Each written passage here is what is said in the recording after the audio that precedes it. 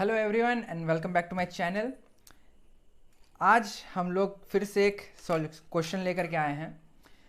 हम लोगों ने इस चैनल में मिनिमाइजेशन का दो प्रॉब्लम कर चुका है, एक आवर मैट्रिक्स और एक कॉस्ट मैट्रिक्स।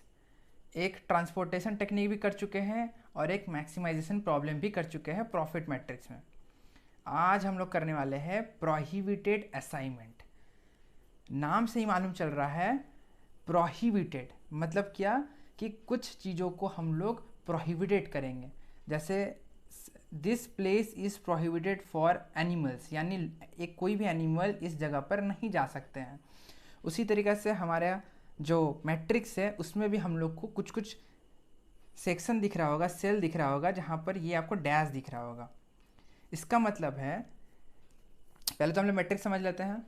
हमारे को ऊपर है मशीन शो कर रहा है, मशीन 1 से लेकर के मशीन 6, और यहाँ पर हम लोग को वर्कर शो कर रहे हैं, वर्कर 1 से लेकर के वर्कर 5।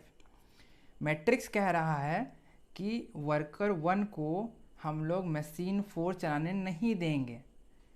अब इसका बहुत रीज़न हो सकता है कि वर्कर 1 को एक सिंपल सा टास्क करना आता हो और कोई क्रिटिकल टास्क जैसे कोई मशीन चलाना, पर्टिकुलर कोई मशीन चलाना, जैसे फॉर एग्जांपल ज़ीरॉक्स मशीन चलाना उनको नहीं आता और ये मशीन 4 ज़ीरॉक्स मशीन मान लेते हैं, तो उन्हें हम ये काम नहीं देंगे। उनको जो आता है हम लोग वो काम देंगे। हो सकता है उन्हें पैसा गिनना आता हो, कैश डाल दो पैसा गिन जाता है अपने आप, ईजी टास्क है, तो इसको वही काम करने देंगे। यानी इनके लिए क्या क्या वर्क है, M1 2 3 5 6, लेकिन हम लोग 4 में उनको नहीं देंगे वर्क करने। तो इसी को कहते हैं प्रोहिबिटेड असाइनमेंट, जहाँ पर हम लोग कुछ सर्टेन वर्कर्स को कुछ सर्टेन वर्क हम लोग नहीं असाइन करेंगे, असाइनमेंट नहीं असाइन करेंगे।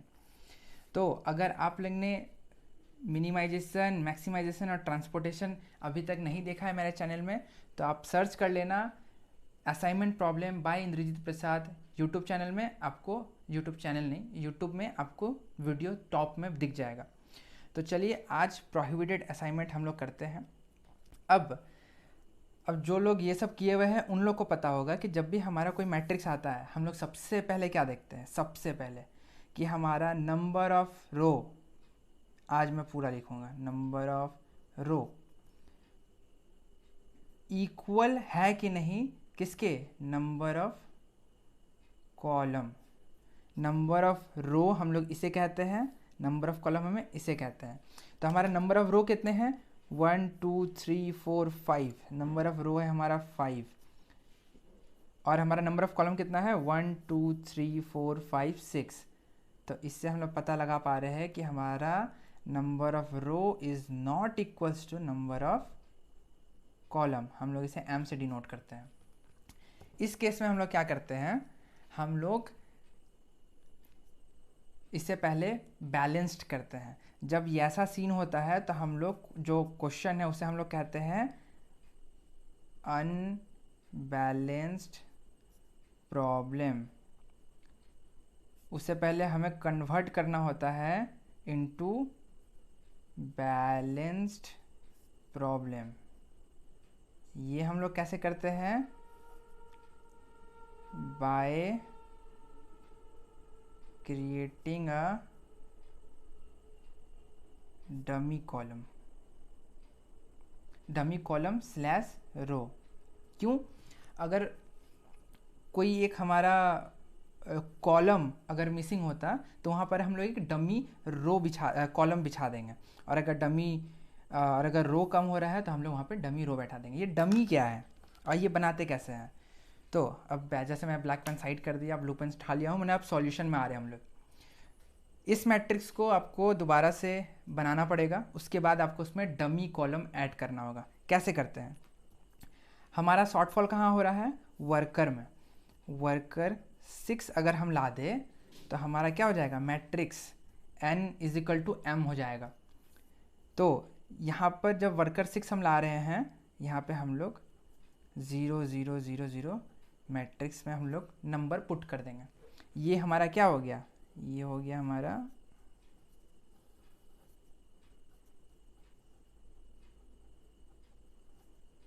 डमी रो। इसके बनाने से पहले जो मैंने स्टेटमेंट सब बोला वो सब आप एग्ज़ामिनेशन में पेपर में लिख भी सकते हैं। मैं दोनों तरीक़े से पढ़ाता हूँ, एक आपको सॉल्यूशन भी सिखा रहा हूँ और दूसरा कैसे एग्ज़ाम में आप उसको फॉर्मुलेट कर सकें वो भी बता रहा हूँ। अगर इजी वे सीखना है तो सिर्फ वो भी बता दे रहा हूँ, लेकिन उसके पीछे लॉजिक अगर सीखना है तो वो भी बता रहा हूँ। आप लोग को जो अच्छा लगे आप लोग उससे ले लेना वीडियो से। तो इसे हम लोग क्या करेंगे, डमी रो या डमी कॉलम, आप कुछ भी बोल लेना। ये बनाने के बाद जैसे हम लोग ने मिनिमाइजेशन प्रॉब्लम सॉल्व किया था, मैक्सिमाइजेशन प्रॉब्लम सॉल्व किया था हंगेरियन मेथड के अंदर में, सेम टू सेम हम लोग को वही चीज़ करना है। यानी हमारा बेस क्या है, बेस हमारा यही सब प्रॉब्लम था जो हम लोग ने पहले सॉल्व कर दिया है। नहीं देखा है तो पहले उसे देख ले आप लोग। तो स्टेप वन हमारा क्या था, स्टेप वन कि आप एक डमी कॉलम ओपन कर दें। ये मैट्रिक्स को एग्जामिनेशन में दोबारा से कॉपी करेंगे और एक डमी कॉलम ओपन करके उसमें दिखा देंगे। अब हम लोग चलते हैं स्टेप टू के तरफ। मैं बार बार बनाने जाऊंगा तो बहुत लंबा वीडियो बन जाएगा। स्टेप टू में आते हैं, जल्दी से मशीन्स लिख लेते हैं।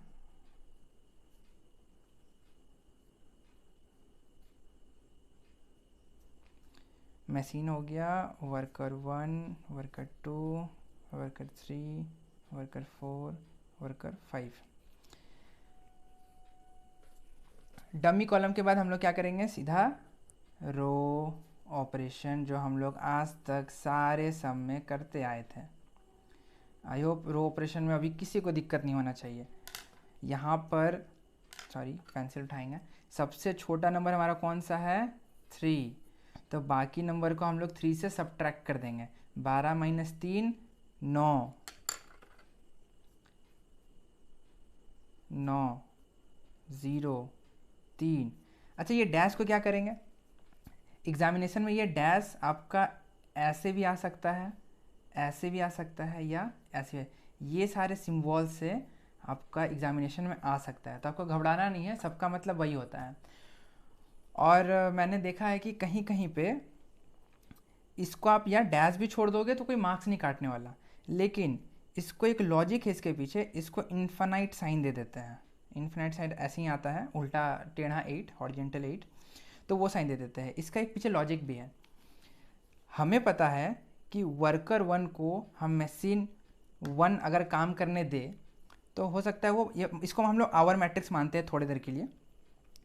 हालांकि यहाँ बताया नहीं गया है क्वेश्चन में कि कौन सा मैट्रिक्स है, मानते हैं। तो वर्कर 1 मशीन 1 को चलाने में 12 घंटा ले रहा, लेकिन हमें ये नहीं पता कि वर्कर 1 मशीन 4 को चलाने के लिए कितना टाइम ले सकता है, क्योंकि उसे तो वो मशीन चलाने ही नहीं आता। तो एक तरीक़े से देखा जाए, अगर उसको चलाना नहीं आता तो कितना टाइम ले सकता है एक्चुअल में हम लोग कैलकुलेट नहीं कर सकते।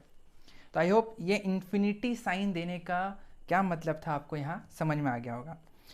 उसी तरह से हम लोग बाकी का भी रो ऑपरेशन कर लेते हैं। 5 माइनस 3 2, 9 माइनस 3 6। एक बार आप लिखने के बाद इसको चेक भी कर लिया कीजिएगा। तो चलिए इस प्रोसेस को जल्दी जल्दी कर लेते हैं बिना टाइम वेस्ट किए हुए। 0 7 इन्फिनिटी या डैश भी आप रख सकते हैं, 1 इन्फिनिटी 4। 6 0 8 7 5 3 यहाँ पर इन्फिनिटी 1 2। लास्ट हम लोग क्या करेंगे, 0 ही तो है सब, 0 माइनस 0 0 0 0 सब 0 बैठा देंगे। ये कंप्लीट करने के बाद एक बार इसे हम लोग चेक कर लेंगे। क्रॉस चेकिंग कर लेना ज़रूरी है, क्योंकि एक बार गलत हुआ हो सकता है कि फिर कहीं पे 0 क्रॉसिंग ना मिले तो फिर हम लोग को लंबा मैट्रिक्स करना पड़ जाए, समय भी वेस्ट हो जाएगा एग्जामिनेशन में, और उसके बाद फिर हमारा सॉल्यूशन भी सही नहीं निकल पाएगा। तो मैंने भी चेक कर लिया है, बिल्कुल सही है। अब हम लोग देख पा रहे हैं कि हमारे सारे रो में या सारे कॉलम का अगर बात करें तो वहाँ 0 है। तो हम लोग क्या करेंगे, डायरेक्टली 0 क्रॉसिंग पे प्रोसीड करेंगे। सबसे मैक्सिमम जीरोस हम लोग पहले काटेंगे, ये कट गया 1। उसके बाद हम लोग काटेंगे किसको, यहाँ पे हम लोग को 2 0 कट रहा है तो हम लोग इसको काट लेंगे 2। थोड़ा खोजना पड़ता है, हाइड एंड सीक खेलते हैं ये ज़ीरोज़ लोग हमारे साथ, हम लोग को थोड़ा खोजना पड़ता है। फिर हम लोग देखेंगे यहाँ एक ज़ीरो है, यहाँ एक ज़ीरो है और यहाँ एक ज़ीरो है। ऐसे काट लो, ऐसे काट लो, ऐसे काट लो, ख़त्म। 1 2 3 4 5। अगर हम लोग यहाँ पर देखें, हमारा line crossing all the zeros जो है वो ऑर्डर ऑफ द मैट्रिक्स के इक्वल नहीं है। तो अब हम लोग यहाँ क्या करेंगे, हम लोग इसका इम्प्रूव्ड मैट्रिक्स बनाएंगे। स्टेप 3 क्या बनाएंगे, इम्प्रूव्ड मैट्रिक्स। मैक्सिमम क्वेश्चन में हम लोगों ने रो ऑपरेशन के बाद कॉलम ऑपरेशन किया था। क्यों करते थे, क्योंकि किसी रो या कॉलम में ज़ीरो नहीं आ पाता था। अब हम लोग करेंगे इम्प्रूव मैट्रिक्स। इम्प्रूव मैट्रिक्स में क्या करते हैं हम लोग, पहले तो एक स्टेटमेंट हम लोग लिखेंगे यहाँ पर, as the line crossing all the zeros is not equal to the order of the matrix, therefore we will deduct the least uncrossed element. हम लोग खोजेंगे ये जो अनक्रॉस्ड एलिमेंट है यहाँ पे सबसे लीस्ट नंबर कौन सा है, and we will deduct that least uncrossed element with every uncrossed element। उस छोटे नंबर से हम लोग बाकी सब में माइनस कर देंगे। And we will add into the junction point. ये जो 7 है ये हमारा क्या है, जंक्शन पॉइंट है। 1 7 ये हमारा जंक्शन पॉइंट है। और इंटरसेक्टिंग पॉइंट या कुछ भी, ये एक स्टेटमेंट आप लोग यहाँ लिखना है एग्जामिनेशन में। प्रैक्टिस के टाइम पे नहीं लिखेंगे तो भी चलेगा, लेकिन क्या होगा, प्रैक्टिस के टाइम पे भी बार बार लिखने से ना आपको याद हो जाएगा। तो चलिए जल्दी से इम्प्रूव मैट्रिक्स पहले मैं फॉर्मुलेट कर लेता हूँ। मशीन 1, मशीन 2, इसको थोड़ा प्रैक्टिस अगर कर लिया जाए तो स्पीड धीरे धीरे बढ़ जाएगा।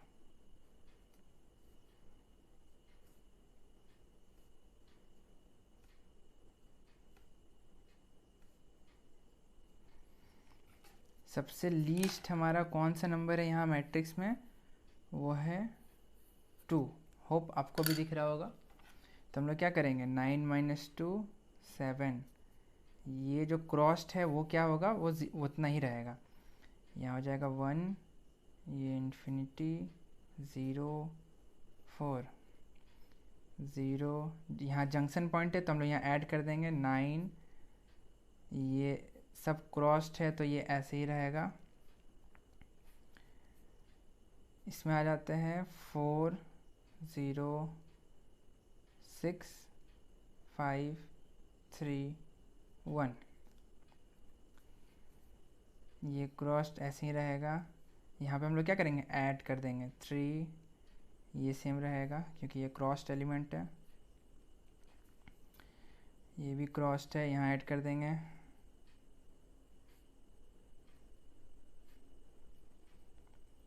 और यहाँ पर ऐड कर देंगे। आई होप इम्प्रूव मैट्रिक्स हम लोग ने कैसे क्रिएट किया समझ में आ गया होगा। फिर से अब हम लोग पेंसिल उठाएंगे। अब हर रो और कॉलम में हमारा ज़ीरो आ चुका है। अब हम लोग फिर से ज़ीरो क्रॉसिंग करेंगे। स्टेप 4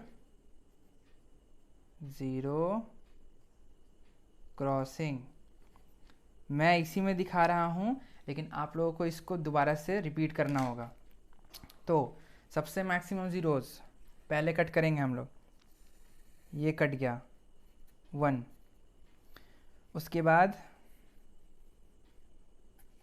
यहाँ 2 ज़ीरो कट रहा है, 2।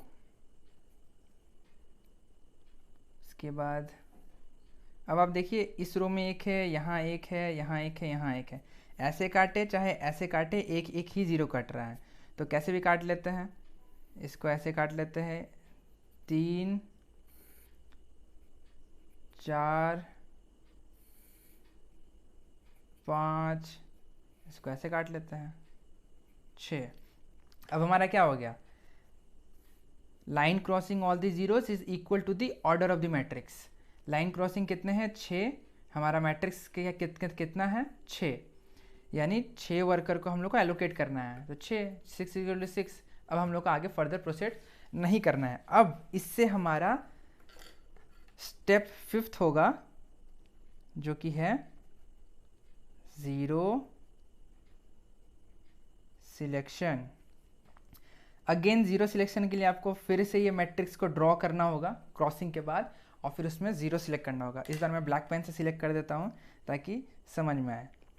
तो क्या थंब रूल मैंने बताया था, ट्रिक बताया था लास्ट सम में भी, कि जिस रो में आपको सिंगल 0 दिखे पहले उसको सिलेक्ट कर लेना है। जैसे हम लोग इस रो में देख पा रहे हैं एक ही 0 है, इसको हम लोग तुरंत सिलेक्ट कर लिए कि वर्कर 2 मशीन 1 में काम करेगा। उसके बाद इस रो में भी देखा जाए तो एक ही 0 है, इसे हम लोग सिलेक्ट कर लेंगे। नीचे आते हैं, वर्कर 4, यहाँ पे भी एक ही 0 है, इसे हम लोग सिलेक्ट कर लेंगे। और वर्कर 5, यहाँ पे एक ही 0 है, इसे हम लोग सिलेक्ट कर लेंगे। बचा कौन सा हमारा, वर्कर 1, इसे हम लोग ये दे देंगे। वर्कर 6 जो कि हमारा डमी वर्कर है, उसे हम लोग ये दे देंगे। अब 0 सिलेक्शन के बाद हम लोग क्या करते हैं,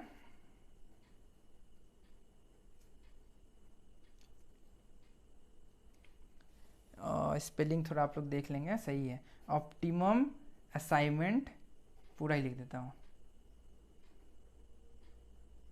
assignment schedule.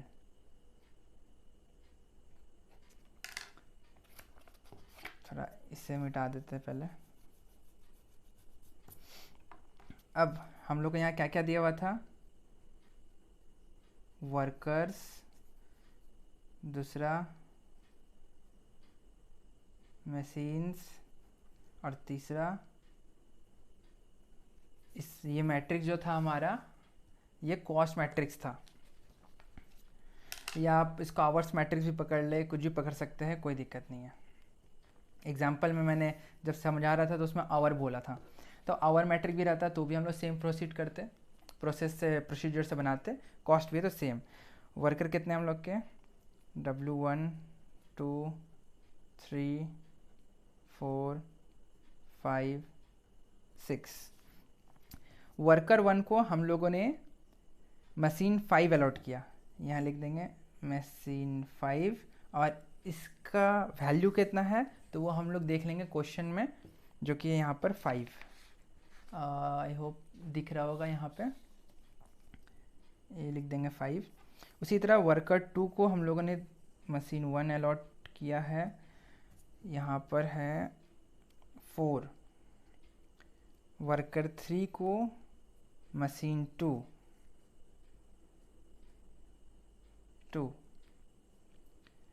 Worker 4 machine 4, machine 4 क्या है 6 cost. Worker 5 machine 6 cost 10। Worker 6 इसे हम लोग क्या काम देंगे, एक्चुअली हम लोग इसे काम नहीं देंगे। ये एक्चुअली होना ही था कि किसी एक वर्कर को हम लोग असाइन नहीं कर पाएंगे। अच्छा यहाँ नहीं दिख रहा है, अब दिख रहा है यहाँ पे। यहाँ हम लोग लिख देंगे नॉट असाइन, क्योंकि वो तो डमी वर्कर था, तो हम लोग कौन सा उनको वर्क असाइन करेंगे। मशीन 4 तो है, बट हम लोग ये तो डमी है, ये तो एक्चुअल इंसान है नहीं, ये तो डमी कॉलम था। इसीलिए हम लोग जब ऑप्टिमम शेड्यूल बनाएंगे तो वहाँ हम लोग लिख देंगे नॉट असाइन या नील। अब हम लोग का यहाँ से टोटल कॉस्ट आ जाएगा। हम लोग ने सारा वर्कर को प्रॉपरली एलोकेट कर दिया है हर एक मशीन के पास। तो यहाँ हो जाएगा 6 4 10 10 20 5 25 2 27, ये हमारा कॉस्ट आ गया। आई होप ये सारा असाइनमेंट का प्रॉब्लम मैंने जो आज तक समझाया हर चीज़ समझ में आया होगा। अगर किसी में भी डाउट होगा तो आप लोग कमेंट सेक्शन में कमेंट कर सकते हैं। So thank you for watching the whole video, अगर आप अभी तक देख रहे हैं तो। फिर मिलते हैं दूसरे वीडियो में एक नए सम के साथ।